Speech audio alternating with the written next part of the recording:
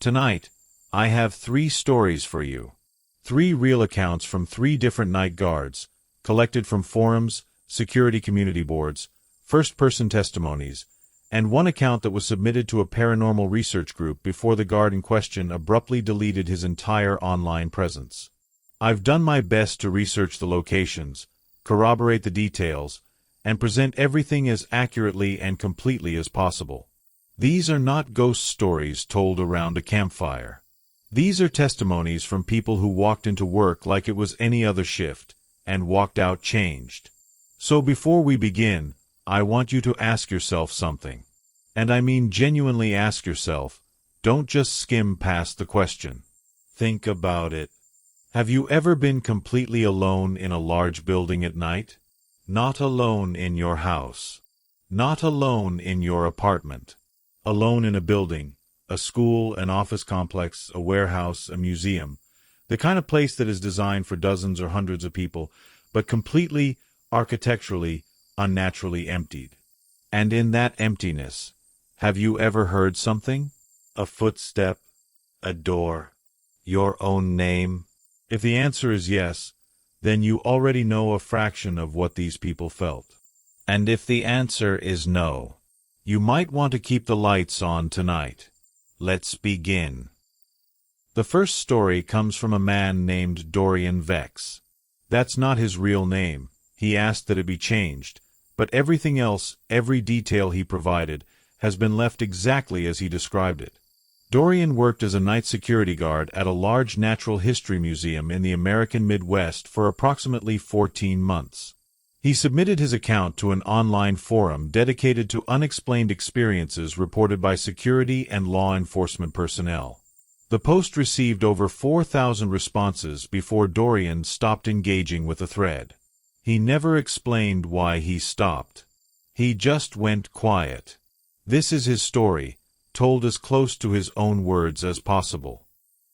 Dorian said the museum hired him in October, which, looking back, he always found darkly funny. October. The month the world starts to remember that the dark is real. He was 31 at the time, recently out of a long-term relationship, living in a studio apartment that he described as so small you could feel the walls breathing at night. The night guard position paid decently, offered full benefits, and most importantly, it got him out of that apartment and gave him something to do with his hands and his mind during the long hours when everything feels louder than it should. He'd worked security before, a shopping mall, briefly a hospital, so the premise wasn't new to him. You walk. You check. You log. You repeat. The museum was a different animal, though. He said that the first night he walked the building alone, genuinely alone, no orientation supervisor beside him anymore, he stood in the Hall of Ancient Mammals and felt something he hadn't felt since he was a child. He felt small. Not in a metaphorical way. He felt physically, bodily small, the way you feel when you're 6 years old and you've wandered into a part of the house you don't recognize. The mammoth skeleton in the center of the hall, a genuine Columbian mammoth, assembled from bones excavated in the 1940s, loomed above him at nearly 14 feet. Its tusks curved outward and then forward in great yellowed arcs, and in the specific quality of light that the overnight security system kept the building in low amber, barely enough to see, those tusks caught the glow and seemed almost wet. Dorian laughed at himself for being spooked by a skeleton. He made his note in the log. He moved on. The first 3 months were uneventful. He settled into the rhythm. He learned the building's sounds, the HVAC system that kicked on at 1:15 a.m. every single night without variation, the creak of the service corridor near the north stairwell, the way the wind pushed against the skylights above the Hall of Ocean Life and produced a low, almost musical moan on certain nights. He learned all of it, cataloged it, made it his. By December, he felt ownership over that building. It was his territory. He knew it. That's what makes what happened in January so hard to reconcile. It was a Tuesday night, early January, one of those nights that are cold in a way that feels personal, like the cold has specifically decided to make a statement. The building was completely sealed. He'd done his 10 p.m. walkthrough, his midnight walkthrough, logged everything clean. He was sitting at the security desk in the main lobby, which had a bank of monitors showing feeds from 22 cameras positioned throughout the museum. The feeds were black and white. The resolution was decent but not sharp, the kind of footage where everything looks like it's covered in a very fine grain, like an old photograph. At 2:47 a.m., and he remembered the time precisely because he'd been watching it, waiting for the 3 a.m. mark so he could do his next walkthrough, he noticed something on Monitor 9. Monitor 9 covered the Hall of North American Wildlife, a large gallery on the second floor that contained mounted animals in elaborate diorama displays. Deer, elk, black bear, wolves. All behind glass, all posed in frozen, lifelike positions. It was one of Dorian's favorite rooms because during the day it had this warm, forest quality, the way the lighting and the painted backgrounds made you feel like you'd stepped outside. At night, it was something else entirely. At 2:47 a.m., Dorian saw a figure standing in the Hall of North American Wildlife. He didn't panic immediately. His first response was professional, controlled. He sat forward, squinted at the monitor, and ran through the logical checklist. Unauthorized visitor. Someone who'd hidden inside before closing. It happened occasionally at museums. Curious teenagers, thrill-seekers, people with less wholesome motivations. He reached for his radio. He prepared to alert the off-site supervisory line. Then he looked more carefully at the figure on the screen. It was standing in the approximate center of the hall, roughly between the elk diorama on the north wall and the wolf display on the south wall. It was facing the camera. He could tell it was facing the camera because there was a quality to the posture, upright, still, oriented, that communicated attention. Something about the way it stood said, "I know you can see me." But the thing that made Dorian's professional response drain away was the figure's proportions. It was too tall. Not dramatically so, not the kind of impossible height you see in movies. But it was subtly, wrongly tall in a way that took his brain several seconds to process. The Hall of North American Wildlife had a ceiling height of approximately 16 feet. The mounted elk in the north diorama stood just over 8 feet at the tips of its antlers. Dorian knew this because there was a small placard near the display that listed the measurements. The figure on the monitor was, by comparison to the elk and to the architectural features of the room, somewhere between 9 and 10 feet tall. And it was just standing there, not moving. Dorian told himself there was something wrong with the camera perspective. Lens distortion. He'd seen it before. Certain wide-angle cameras made things look strange near the center of the frame. He told himself this very firmly as he picked up his flashlight and started toward the north stairwell. He said the walk up the stairs was the longest 30 seconds of his life. Not because anything happened during it. Nothing happened during it. He walked up the stairs and nothing came at him, and the building made its usual sounds, and the 3 a.m. HVAC cycle kicked on right on schedule, and everything was completely, unremarkably normal. That was almost worse, he said. The normalcy. Like the building was watching him be afraid and choosing not to intervene. He pushed open the door to the Hall of North American Wildlife. The room was empty. Completely empty.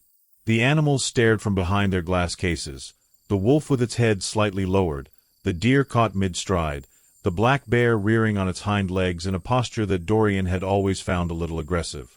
The room smelled the way it always did, dust and old wood and a faint chemical undertone from the preservation agents used on the mounts.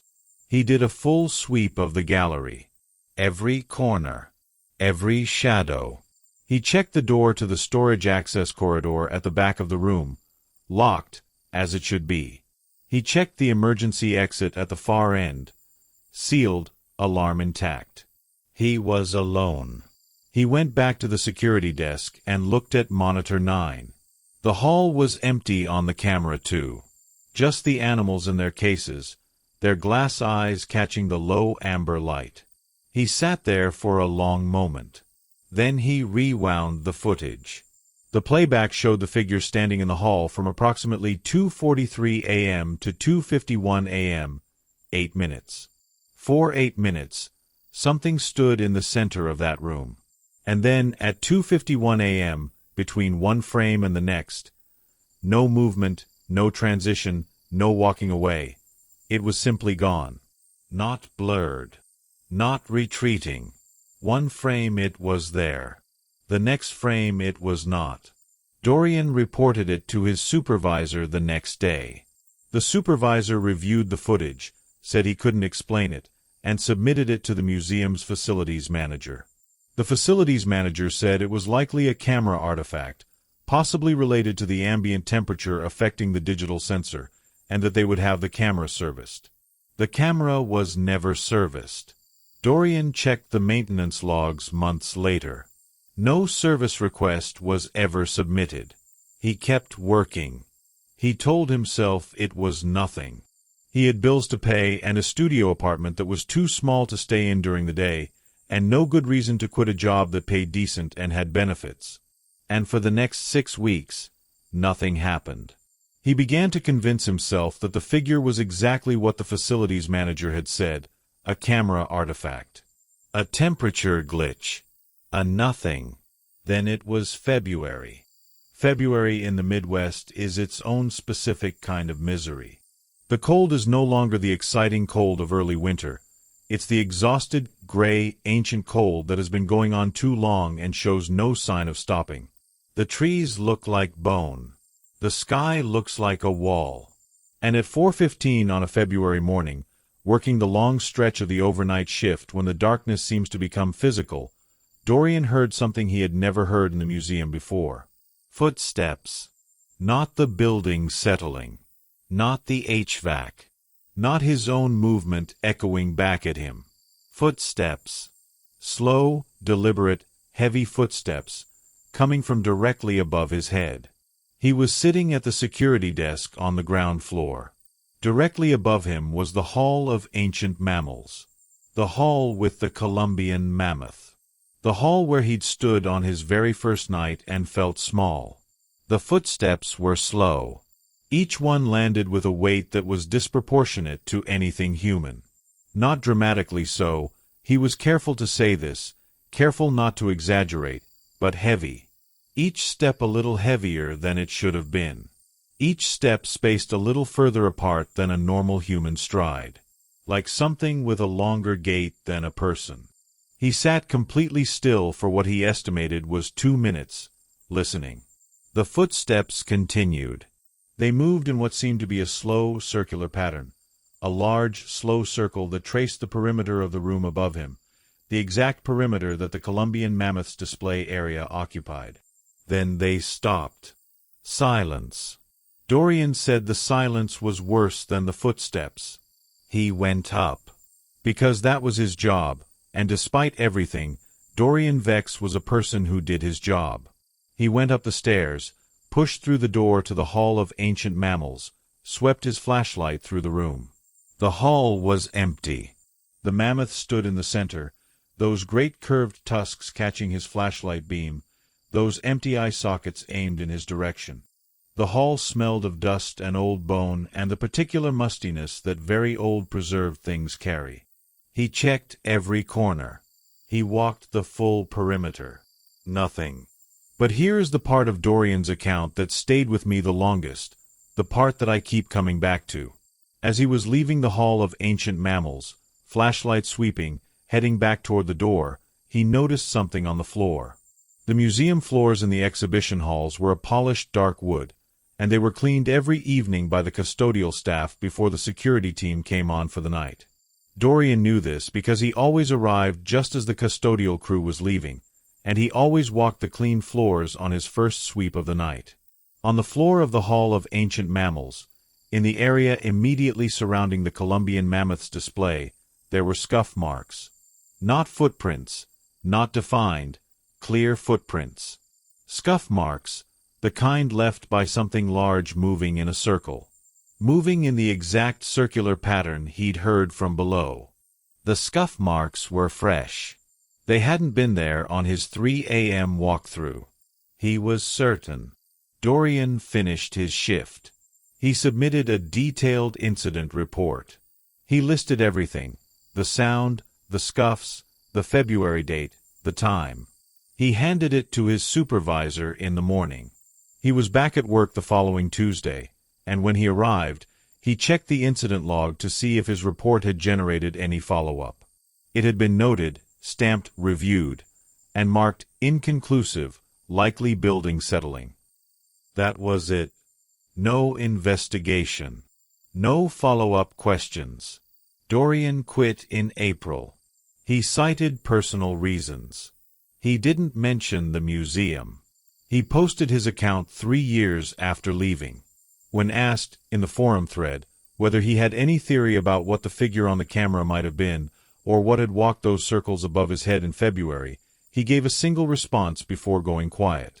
"I've thought about it a lot. I don't have an answer. I just know that whatever was moving in that room, it moved like it remembered being something large.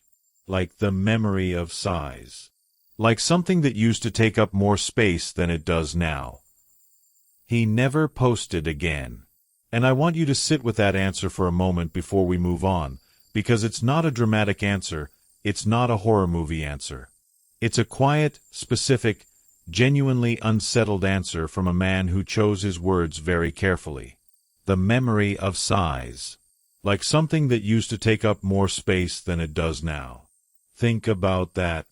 Think about what it means to be surrounded by the bones of things that once dominated an entire continent. Think about what it means to be alone with those bones at 4 in the morning. And then ask yourself, do you think places can hold something? Not ghosts, not spirits, something less defined than that. Something like an echo. A residue of presence. The way a room still feels warm after the fire goes out. I don't know. But Dorian Vex thought so. And Dorian Vex knew that building better than almost anyone alive. We move now to the second story, and I want to be very transparent with you about where this one comes from, because its origin is unusual and, I think, important. A man named Creston Hollowell, again, name changed at his request, was a night security guard at a large residential care facility in rural Pennsylvania for 8 months, from late spring through the following winter. He was 44 years old when the events he described took place. He was not, by his own description, a person given to imagination or superstition. He described himself as a practical man, a former logistics coordinator, someone who had come to the security position after a company restructuring left him temporarily unemployed. He needed work. The facility needed overnight staff. That was the beginning and the end of his reason for being there. He submitted his account not to an online forum, but to a small paranormal research organization based in Pennsylvania that collects and archives first-hand testimonies from security and emergency service workers. The organization's researchers interviewed him twice over the phone before including his account in their archive. Both interviews were recorded, transcribed, and are referenced in their published collection. I've drawn from that transcription here. Let me tell you about the facility first, because the setting matters enormously in this story. The Graven Hill Residential Care Facility, not its real name, but the description is accurate, occupied a converted Victorian mansion on approximately 40 acres of rural Pennsylvania countryside. The original structure had been built in the 1880s by a wealthy industrialist whose name is not particularly relevant, but whose taste for the elaborate and the excessive is very relevant. The main building was 3 stories of dark brick and pale stone trim, with a tower on the northwest corner that rose an additional 2 stories above the roofline. In the 1940s, the property had been sold and converted first to a sanitarium.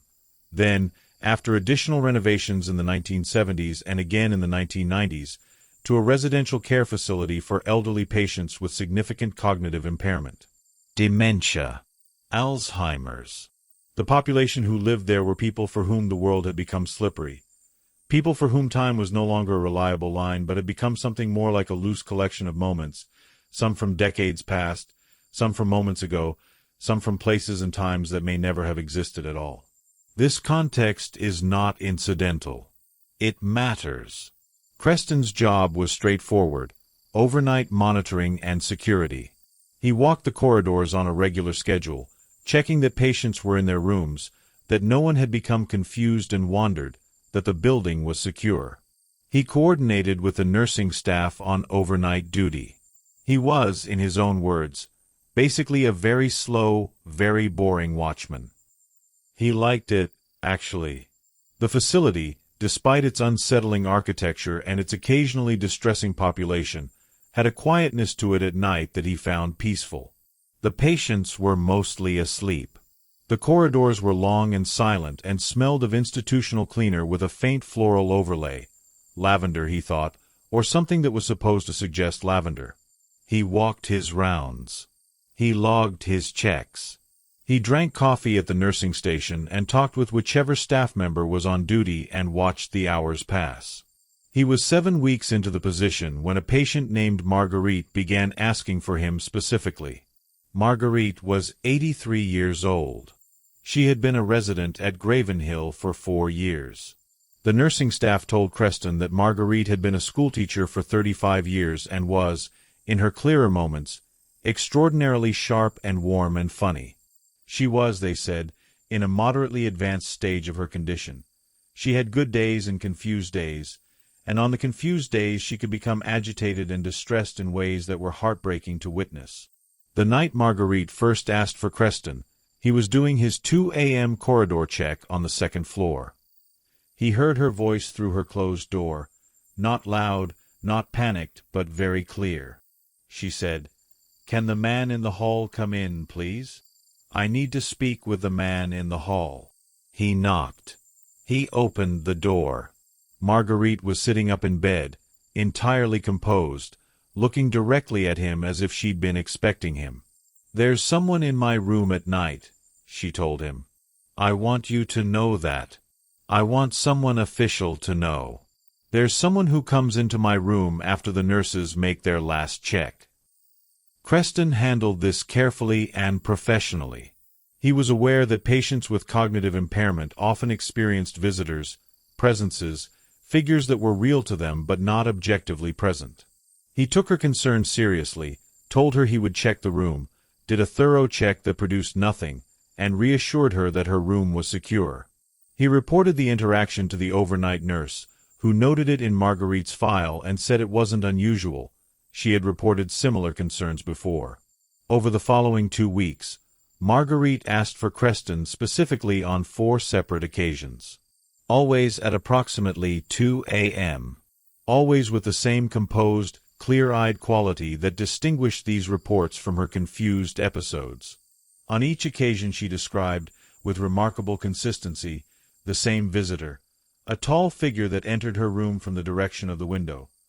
Her room was on the 2nd floor, with no accessible ledge or fire escape on that exterior wall, and stood at the foot of her bed without speaking.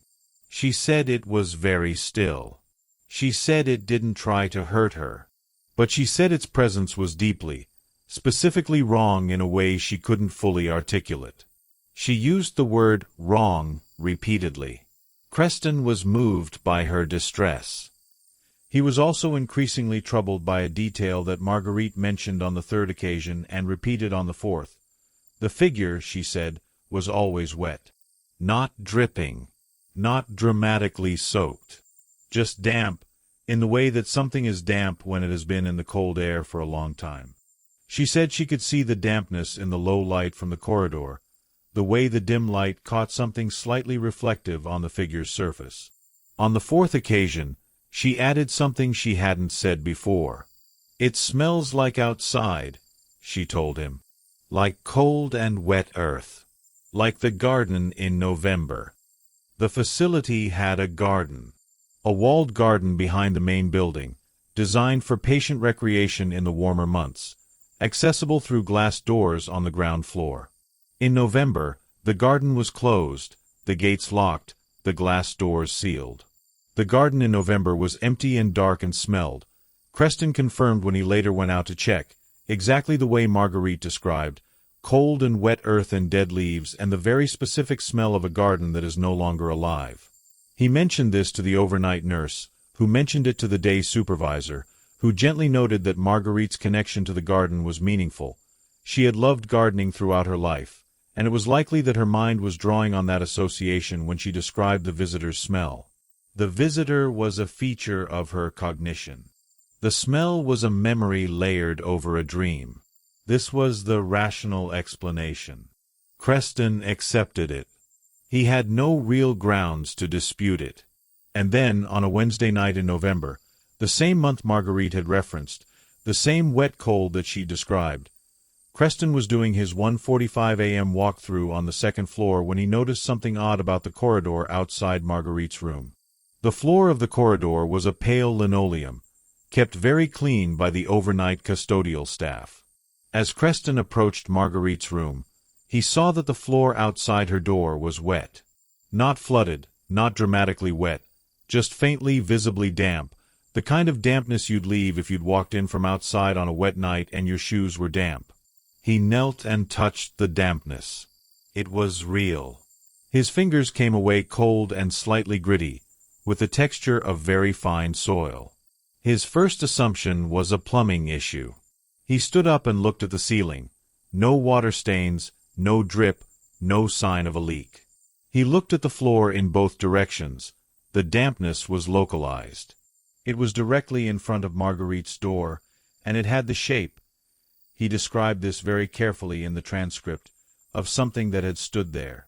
Not a puddle, not a spill. The shape of something that had stood outside Marguerite's door and left the faint impression of its presence in the damp it carried. He opened Marguerite's door. She was asleep. Quietly, peacefully asleep.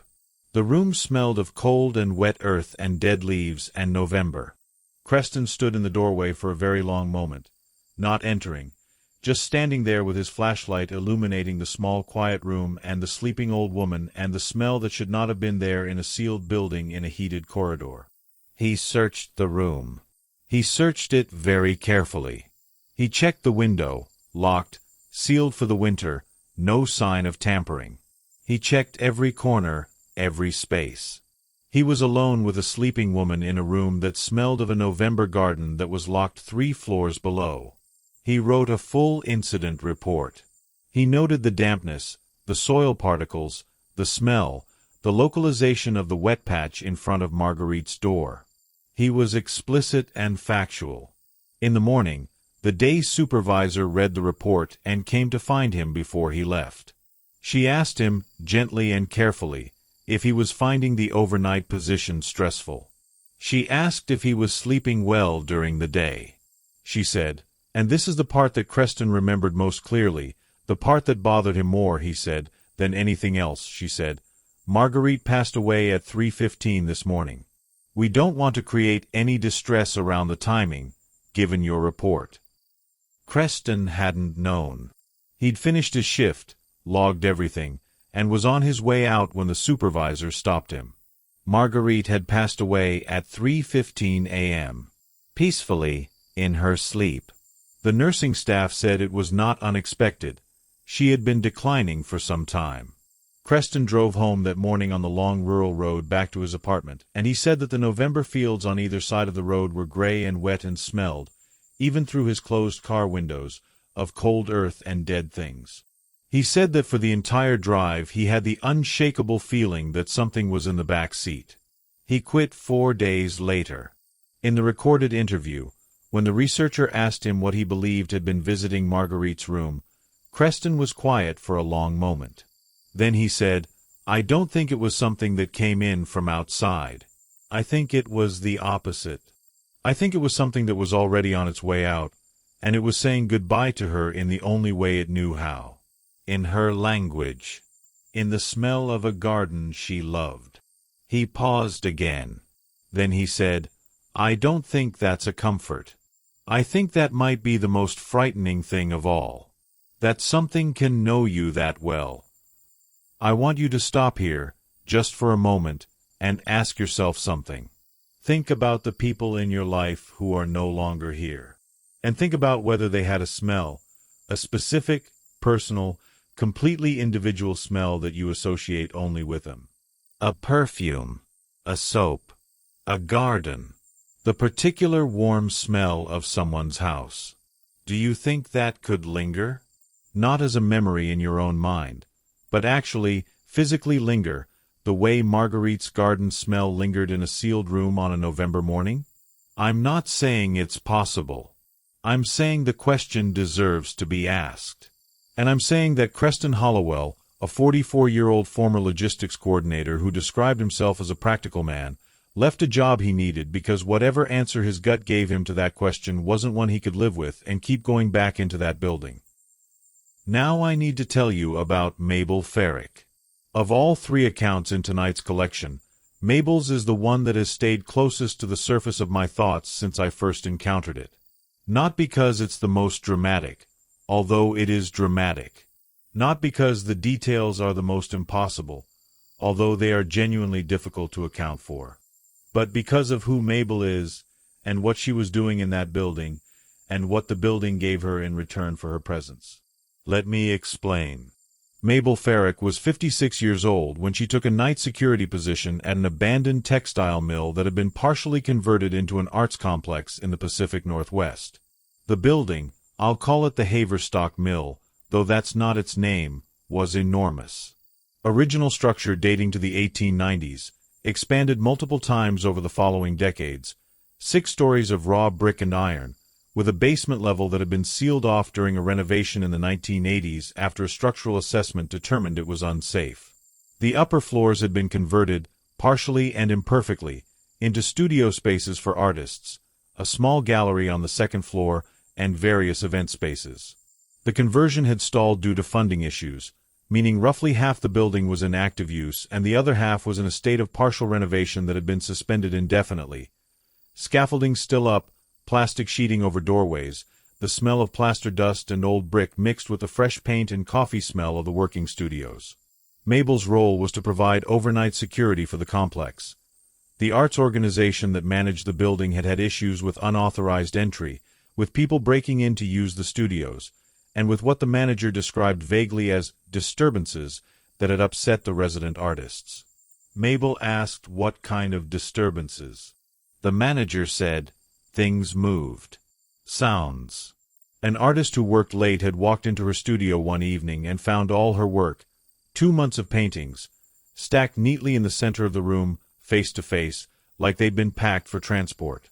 Unpacked shortly before, and now neatly stacked by no one anyone could account for. Mabel was not alarmed by this. She was, as she later described herself, a deeply practical woman who had raised 3 children alone, buried a husband, survived a house fire that took everything she owned, and spent a decade working in social services before her knees gave out. She said, "I've dealt with more frightening things than a drafty old building." She was not wrong about her toughness, but she would eventually concede, wrong about the building. She started the position in late autumn. The building was, she noted immediately, the kind of structure that seemed to have a temperature entirely its own. Not the outside temperature, not the heated interior temperature, but something in between, something that didn't correspond to any logical thermal logic. In the active areas of the building, the studios and gallery and event spaces, it was reasonably warm. But on the inactive floors, the upper levels that hadn't been renovated, the sealed west wing, the long corridor on the 3rd floor that connected the original structure to the later addition, the temperature dropped in a way that no amount of rational explanation fully satisfied. There were heating issues, the manager acknowledged. The old section of the building resisted renovation. The bones, as he put it, were stubborn. The bones were stubborn. Mabel found that an interesting choice of words. For the first month, her nights were procedurally unremarkable. She walked her routes. She checked the studios.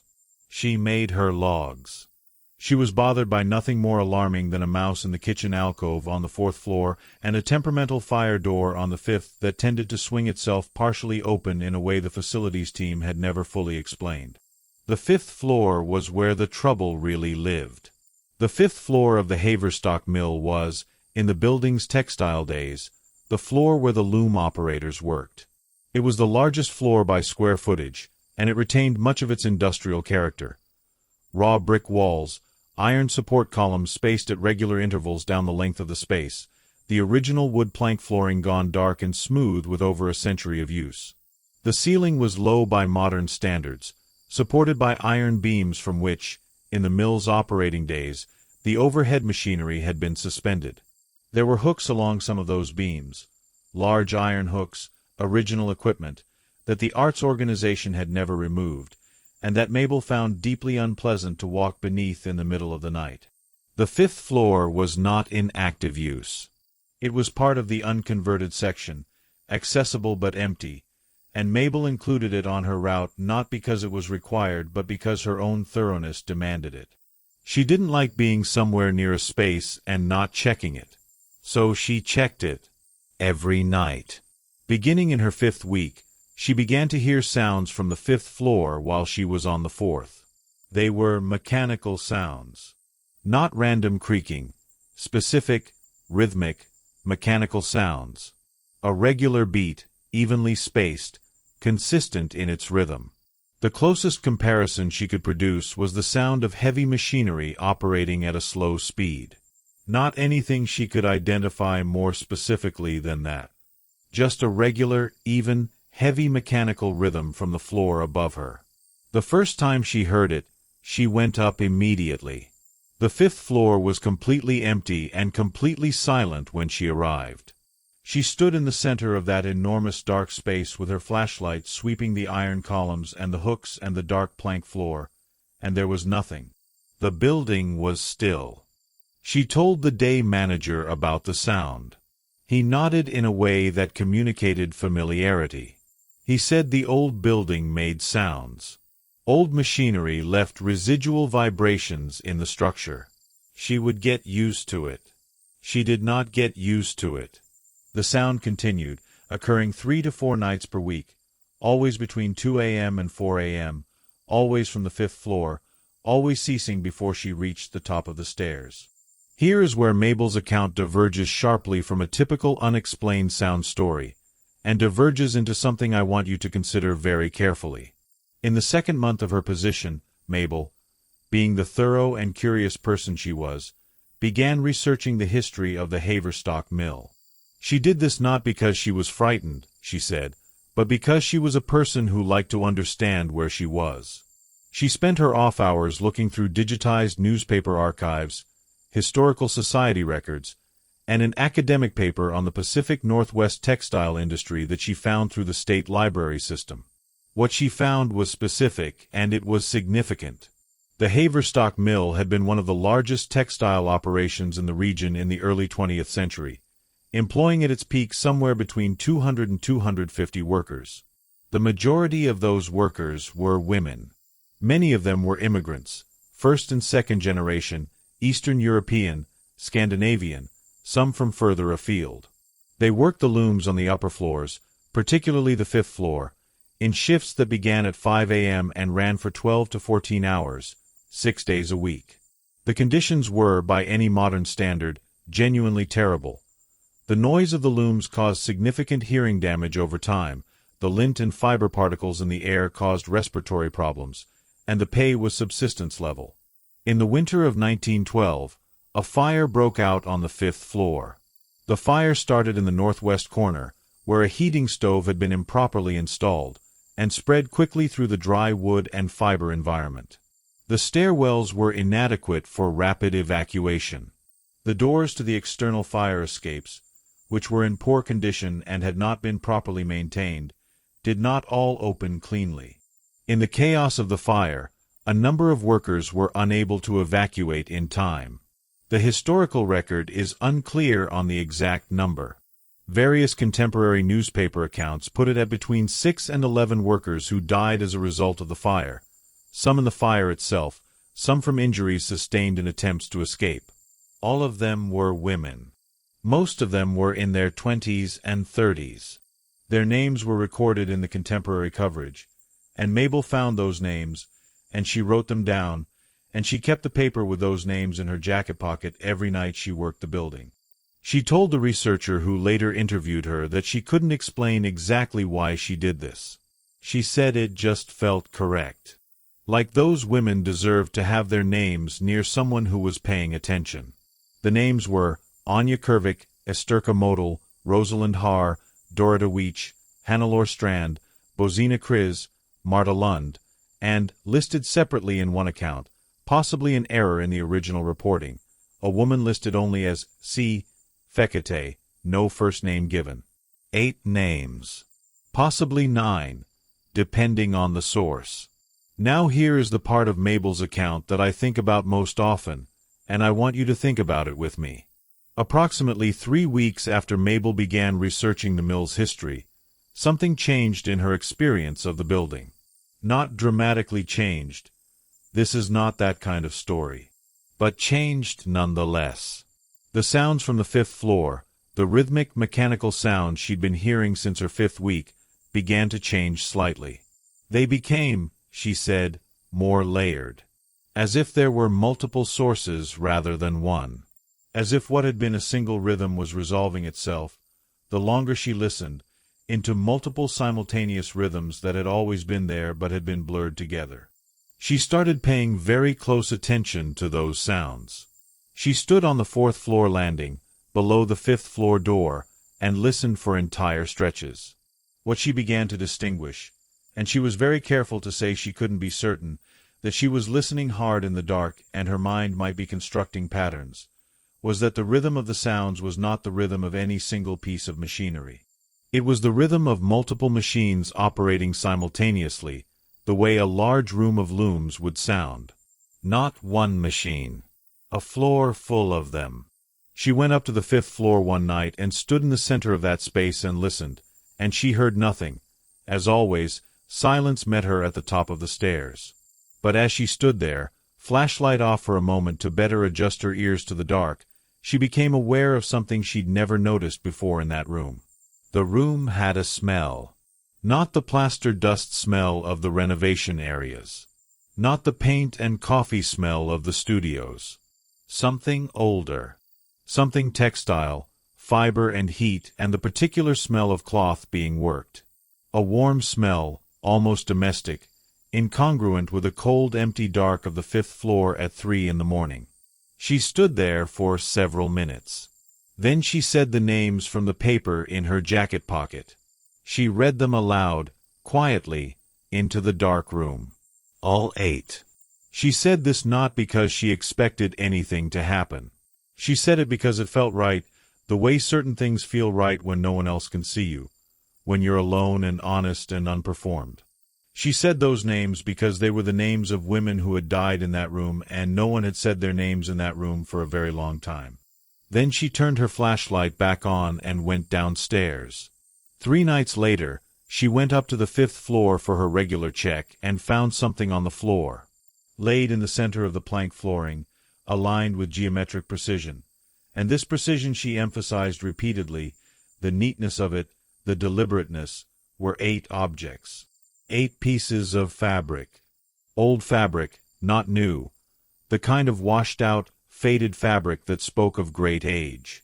Each piece was approximately the same size, folded simply, laid in a row.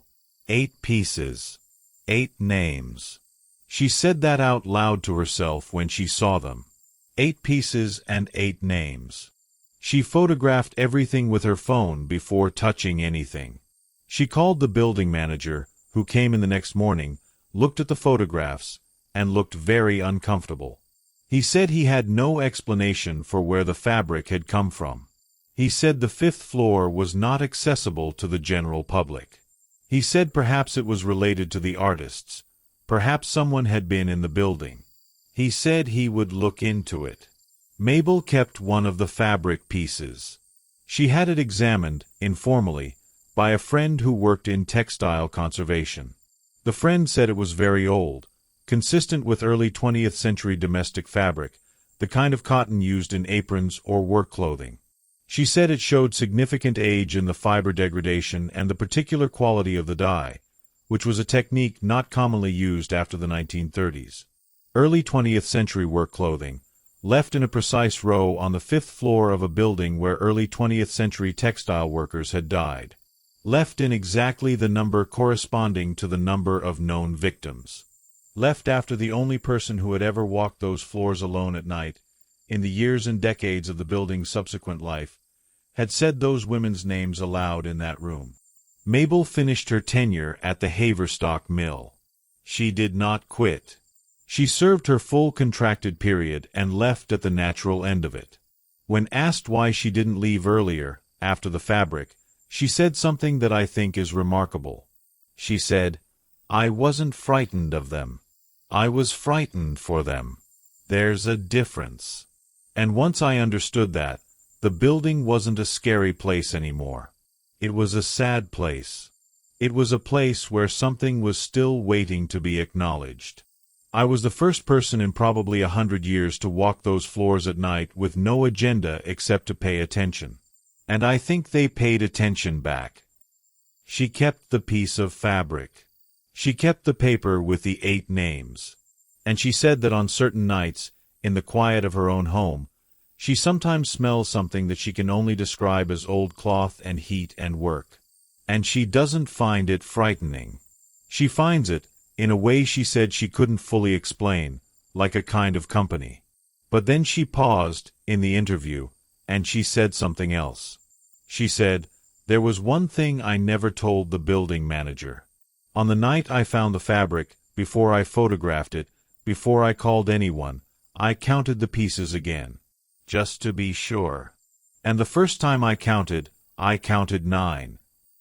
9. Not 8. 9 pieces of fabric on a floor where 8 women's names were recorded and one name, C. Fekete, was incomplete, unconfirmed, listed separately in a single source, and whose existence the historical record was uncertain about. She counted again. 8. She counted a third time. 8. But the first count said 9. And she said that is the one part she cannot resolve. That first count. She has no explanation for it. She said, "Maybe I miscounted. I was in the dark, I was shocked, I wasn't entirely steady. Maybe I miscounted. But I don't think I miscounted. And if I didn't, then see, Fekete was real. And she was there too. See, Fekete. No first name given. A possible 9th victim who the historical record almost erased. A woman who may or may not have died on that floor in 1912 in a fire that began in a poorly installed heating stove while she was doing her work. If she existed, she had been unnamed and unacknowledged for over a century. And if Mabel's first count was right, just for a moment in the dark, before her steadier mind took over and arrived at 8, then perhaps Fekete left the thinnest, smallest trace of herself among the others. The memory of presence. The ghost of a name. I want to come back to something now, something that connects all 3 of these accounts, because I don't think it's accidental. Dorian Vex, in the Natural History Museum, was surrounded by things that were preserved: bones, mounted animals, the physical residue of creatures and worlds that no longer exist.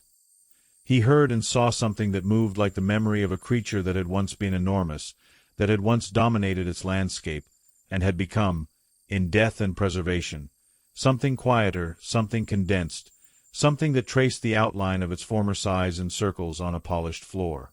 Creston Hollowell, in the residential care facility, was surrounded by people in the process of losing their grip on the present. People whose minds were already partly living in other times, other rooms, other sensory landscapes. And into this facility came something that carried the smell of a garden, of a life, of a personal history, and sat at the foot of a dying woman's bed and waited with her. Mabel Ferrick, in the converted mill, was surrounded by the architectural memory of a catastrophe, a building that had absorbed a disaster and kept right on standing, kept right on being used, kept right on serving its purposes while the names of the people who had died in it were slowly, inevitably, almost completely forgotten. Until someone paid attention. Until someone walked those floors at night with no agenda except attention, and spoke those names, and received something in return. What connects these 3 stories? What is the thread? I think the thread is this: the places that hold the most are the places where the most was lost. The museum holds the bones of creatures lost to time. The care facility holds the last flickering moments of lives being lost to forgetting. The mill holds the names of women lost to fire and history. And the guards who walk those places in the deep night, alone and unhurried, walking the same corridors over and over until the corridors were as familiar as their own hands. Those guards became the first people in a very long time to simply be present in the presence of whatever remained. And whatever remained, in some cases, responded to being present with. I want to be very clear that this is a theory. I have no scientific basis for what I'm suggesting. I'm not a paranormal researcher, I'm not a scientist, I'm not a historian. I'm someone who read 3 accounts from 3 very different people and noticed what they had in common and is presenting that pattern to you honestly, as a pattern, not a proof. But here is a question worth sitting with tonight. And it's a question I want you to genuinely consider, not skim past. How many places have you been in that held something? Not something you could name. Not something you could photograph or record or report. But something you felt, in the specific quality of the air, in the way a room seemed to resist being merely functional, in the particular texture of a silence that felt like it was made of compressed history. How many buildings have you stood in and understood, in some part of your mind that you don't usually listen to, that something had happened here, that this place was different, that the walls were not neutral? I think most of us have been in at least one such place. I think we generally agree, in the part of our minds we don't discuss at dinner tables, that some places carry more than their physical structure accounts for. Dorian Vex knew that. Creston Hollowell felt it in his hands on a damp floor at 2 a.m. Mabel Farrick understood it the night she stood in a dark room and said 8 names that no one had said in that room for 100 years. And the building listened. Before we leave these 3 accounts, I want to share something that I came across while researching this collection, a fact that I think deserves its own space, because it is genuinely strange and genuinely relevant. There is a phenomenon studied by environmental psychologists called place memory, or, in more academic literature, environmental imprinting.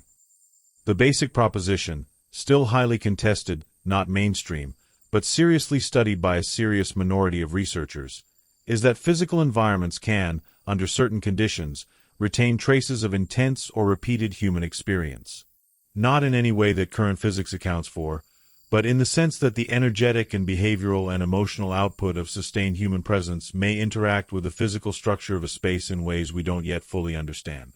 This is sometimes called the stone tape theory in paranormal research circles, after a 1972 British television drama of the same name, but the concept predates the drama considerably. The idea, in its simplest form, is that traumatic or emotionally intense events may leave an impression in the physical material of a building, stone, brick, wood, in the same way that magnetic media stores information in the alignment of particles, and that under the right conditions, in the right atmospheric states, that impression can be, not replayed exactly but accessed, experienced by someone present in the space. Now, I want to be very clear. This is a theory. It is speculative. It is not scientifically validated by any mainstream institution. But the people who study it are not, as a group, credulous or unrigorous. They are researchers who look at the very specific conditions under which such experiences are most commonly reported and find that those conditions are remarkably consistent. Late night or early morning, low light, large empty spaces, and most commonly, people who are alone and have been in the space long enough to know its normal baseline. In other words, night guards. The conditions that make a night guard's experience of a building so intimate, the repetition, the solitude, the intimacy with the building's sounds and rhythms, the shift in consciousness that comes with the deep overnight hours, may also be, according to this theory, the conditions most likely to make whatever impression a building carries accessible to a human presence. Night guards are, perhaps, the world's most unwitting and unwilling mediums for environmental imprinting. Think about that. Think about what it means to walk the same corridors 200, 300, 500 times. To know every shadow, every sound, every variation in the smell of a building across seasons. To be the single most present and the single most attentive human being in a structure night after night. and to have, by virtue of that presence and attention, tuned your nervous system so precisely to the building's normal state that any deviation, however small, however subtle, arrives in your awareness with the force of an alarm. There is no class of human being better positioned to perceive whatever a building has to offer than the person who has spent months alone in it in the middle of the night. And that is a thought that I find genuinely, honestly unsettling. Not because I necessarily believe that buildings store memories or that the dead leave impressions in the material world, but because if such a thing were possible, even marginally, even in forms we don't have language for yet, the person most likely to encounter it is someone who chose a job for the most ordinary of reasons. Bills, benefits, something to do with their hands. Someone like Dorian, who needed to get out of a small apartment. Someone like Creston, whose company restructured and left him needing work. Someone like Mabel, whose knees gave out and who needed a quiet position where she could be on her feet without running. 3 ordinary people in extraordinary circumstances, doing an ordinary job in a place that turned out to be something other than ordinary. Let me leave you with one final thought, one final question to carry with you tonight. In the study of fear, real fear, not movie fear, not manufactured fear, but the deep, biological, primitive fear that is wired into us from before civilization, there is a phenomenon that researchers call fear of the dark in its mature form. Children fear the dark because they fear the unknown threat. Adults, when they genuinely fear the dark, fear something more specific. Not what might be there, but the awareness that they cannot know whether something is there. The unknown unknown. The question with no available answer. Night guards live in that space every single night. Every dark corner they haven't checked yet. Every corridor they haven't walked yet. Every monitor they aren't currently looking at. The entire job is the management of unknown unknowns. And most nights, nothing in those unknowns resolves into anything. Most nights, the dark corners are just dark corners. The empty corridors are empty. The monitors show nothing. Most nights. But Dorian Vex looked at Monitor 9 at 2:47 a.m. and saw a figure standing in a room full of dead animals, and the unknown unknown resolved into something else entirely. Into something that was 9 feet tall and looked directly at the camera and knew it was being watched. And Creston Hollowell knelt on a pale linoleum floor at 2 a.m. and touched cold damp earth with his fingers, in a sealed building, in November, and the unknown unknown smelled of a garden and grief. And Mabel Farrick turned her flashlight on in a dark room on the 5th floor of a converted mill, and the unknown unknown had left 8 or 9 pieces of century-old workcloth in a perfect row and was nowhere to be seen and everywhere to be felt. 3 ordinary people. 3 extraordinary buildings. 3 nights in which the job stopped being the job and became something no training, no manual, no supervisor had ever prepared them for. And somewhere tonight, right now, as you listen to this in whatever room you're in with whatever light you have on or off, there is a night guard making their rounds. Walking the same corridor for the 200th time. Knowing every sound, every shadow, every smell. Logging everything clean. And perhaps, in one building, in one city, on this particular night, something is paying attention back. I hope, for their sake, that it's the kind of attention Mabel received. The kind that leaves cloth, not marks. The kind that smells of a garden someone loved, not the cold of something approaching. But the honest answer is, we don't know. Night guards don't know, not until 2 a.m., not until the monitor shows something it shouldn't, not until their hands come away cold and gritty from a sealed floor. The honest answer is that the unknown unknown remains, as it always has, unknown. And that, more than anything else, is what makes the dark worth being afraid of. If you work nights, if you walk those halls, if you watch those monitors, if you know your building the way Dorian and Creston and Mabel knew theirs, I want to ask you something directly. Something I genuinely want you to think about and, if you're willing, share with others who might find it worthwhile. Have you ever been in your building and felt that your building was in you? That the intimacy was mutual? That whatever you knew about the space might know something about you in return? Because every person I've ever encountered who works overnight security, when asked that question in private, in confidence, without judgment, has given me the same answer. Every single one. And the answer is always yes. Sleep well. Keep the lights on if you need to. And if you're working the overnight shift tonight, walk your route, check your monitors, make your logs.